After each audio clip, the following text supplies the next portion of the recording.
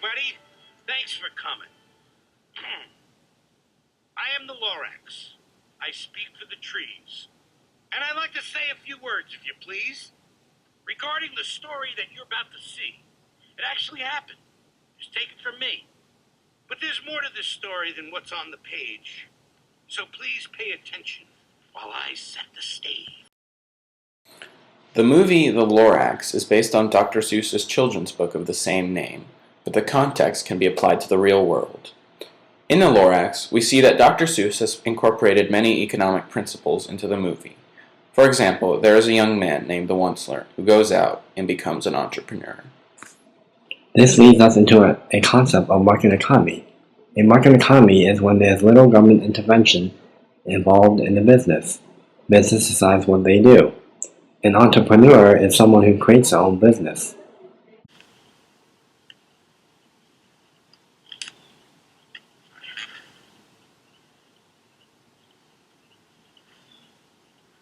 Now that's a need. Nothing unmanly about knitting. No, sir. Demand is a desire for a good or service.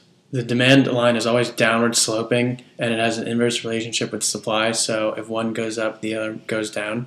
And the 5 shifters of demand include change in taste and preferences, income, future expectations, number of consumers, and the price of related goods. The demand was demonstrated in the Lorax movie because at first no one wanted a theed, but then after it became fashionable, everyone had to have one, and they were all over the place.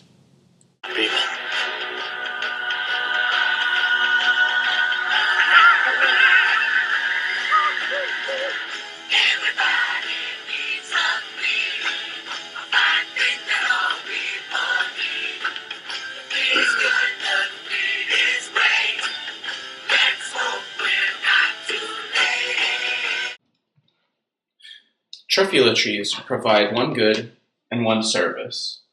For the Onceler, they can be used for the creation of needs, and for the barbaloots and other animals living in the valley, they provide relaxation utility in the form of shelter and shade. This is the production possibilities curve of the economy in the valley. At first, the Onceler produces a small amount of needs, and thus the relaxation utility is high.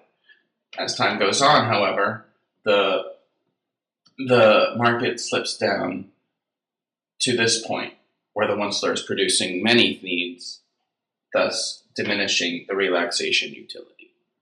There are 3 points on the production possibilities curve displayed here. This point illustrates unemployment.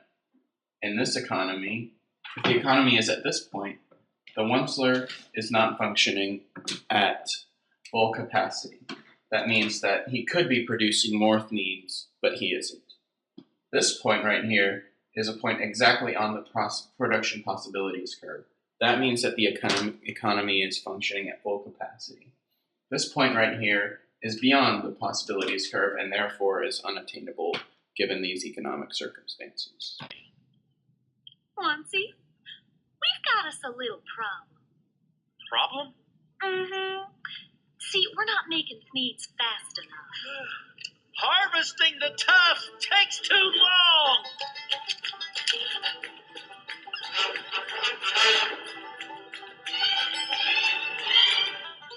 Well, what else can we do? Well, and this just came to me.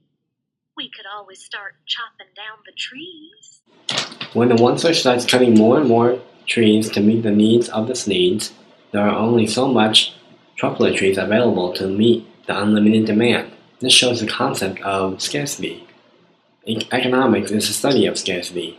There are limited resources to meet unlimited demands. In the Lorax movie, there is a shortage of truffula trees because the Onceler cut down all of them to produce massive amounts of Thneed products, and that is demonstrated in our graph here. And there's also a monopoly of Thneeds because he's the only one producing them. How bad can I be? I'm just building the economy. This is also gratifying. The Lorax is a classic book that Dr. Seuss wrote and warns us what can happen if we are selfish and how business should not care about profits alone, but should also care about its impact on the environment. As in the word of Dr. Seuss, unless someone like you care a whole awful lot, nothing is going to get better. It's not. Hope you enjoyed our video. Thank you. Stash. My conscience is clear. I have done nothing illegal. I have my rights, and I intend to keep on bickering and turning more truculentries into thieves. And nothing is going to stop me.